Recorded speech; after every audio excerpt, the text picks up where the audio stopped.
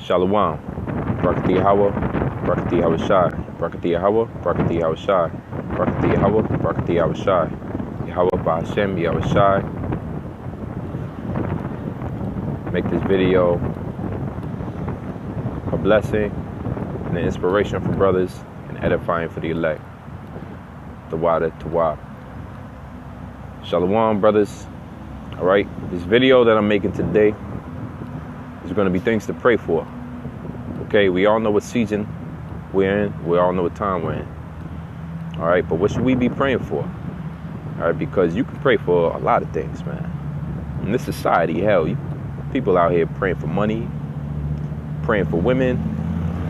All right, before you came into truth, you might have prayed for cars, fame. All right, but as we become learned men in this truth, you learn that there's certain things that are worth praying for and others they aren't. One of the things worth praying for is strength. Okay?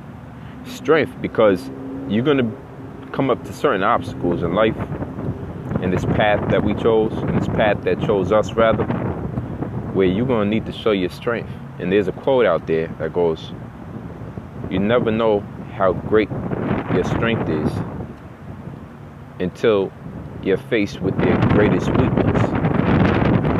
Okay? So we're talking about things that will bend us to the point where we want to break, but don't. All right? So in preparing for such a time to come, martial law, whether it be rejecting the RFID chip, whether it be rejecting any abominable thought that comes in your head, whether it be rejecting any type of going off in the flesh. We need that strength, man. So strength is one of the things you pray for, all right?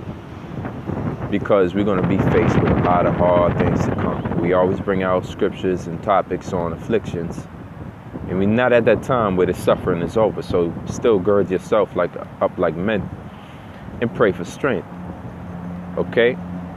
So once again, there's many things to pray for. There's many things to look forward to. There's many afflictions that we're going to have to go through. So when you actually analyze everything up to this point and the things to come, and knowing the prophecy, knowing that the time is short, knowing that the judgment is set on our oppressors, the so-called white man, the enemy, the heathens out there, other nations who are non-Israelite nations, knowing that we're in the time of World War III, a thermonuclear war, what do you pray for, man? Seriously, do you pray for money? All right? Well, you need money, but the scripture says in Psalms, give me poverty nor death, either Psalms or Proverbs. Don't pray for things that are tangible, man. Meaning things that are here today and gone tomorrow.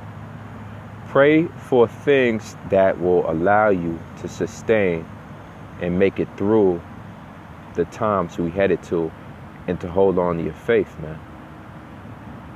Pray for strength, man. Pray that the Lord deals with you.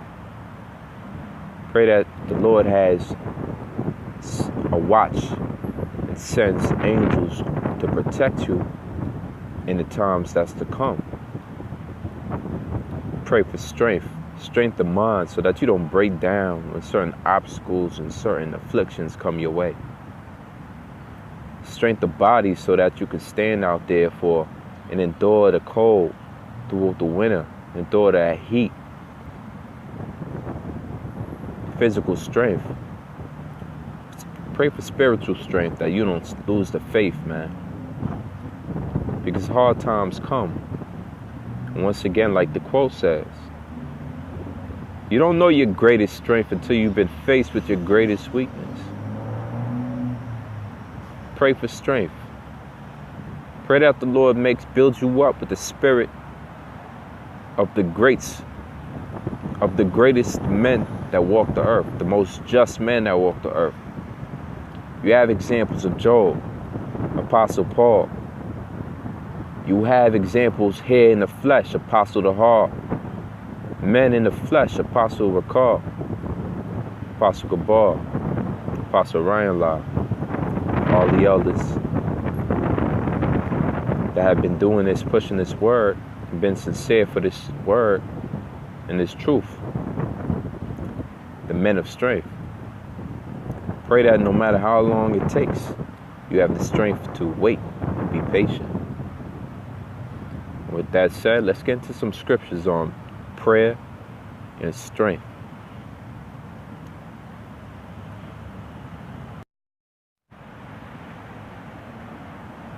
Okay, this is Philippians 4, verse 6. Be careful for nothing, but in everything by prayer and supplication, with thanksgiving, let your requests be made known unto the Most High. When you have a request, you're in need of something. All right, we're not complete here, except through faith can we be saved. When we come into times of hardship, our faith is being tested.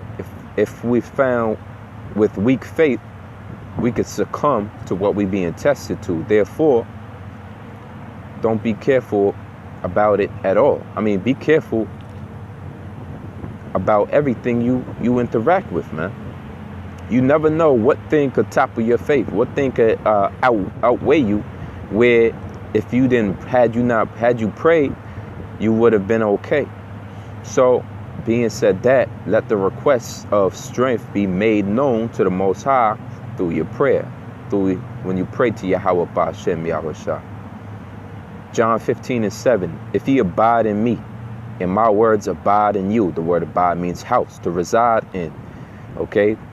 The Lord spoke this. You shall ask what ye will. That's the point. If you abide and reside in the belief in Yahawah's strength, and that he answers all questions and answers all requests, then you shall ask what ye will, and it shall be done unto you.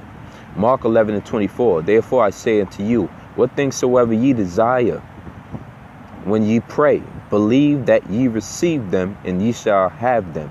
So the things that we're praying for, strength, we must believe that we're going to receive it, man. All right? If you file a tax return, a 1099 tax return, or a W-4s, and you put in your taxes, and you submit that claim to the IRS, you believe that you're going to receive the money that you're due. Okay? And if you don't, you start raising hell because you really believe that they was going to send that to you, as you should. However, how so much more the man, Yahawashi, whom you claim to believe in publicly, how much more shall you believe that you're going to receive back strength if you pray for it? So that when these obstacles do occur, you know you prayed for it, so that it registers, okay, here's another obstacle. I prayed for this. Good. Bring it on, Satan. Bring it on. Okay? That's the attitude you have when you pray for things. 1 Thessalonians 5:7. Pray without ceasing. Don't ever cut your prayers short. Not meaning a long, exaggerated prayer of 25 minutes. Quick prayers all day, man. Quick prayers all evening. Quick prayers throughout the morning. Quick prayers at night. Quick prayers upon your bed while you sleep, before you go to sleep, while you wake up. When you wake up in the middle of the night, a quick prayer and go back to sleep, because you know what's coming. Romans 8:26. Likewise, the Spirit also helpeth our infirmities, for we know not what we should pray for as we ought. But the Spirit itself maketh intercession for us with groanings which cannot be uttered. Therefore, the body also prays for us. Our mind is praying for us continually, because the Lord, even though we don't always say exactly what we want, the groaning in the hardship, in that quickness of that groan, we praying, man. We asking the Lord to deliver us, get us out of here, man. When we curse this place, it's like a prayer of deliverance as well as a curse, man.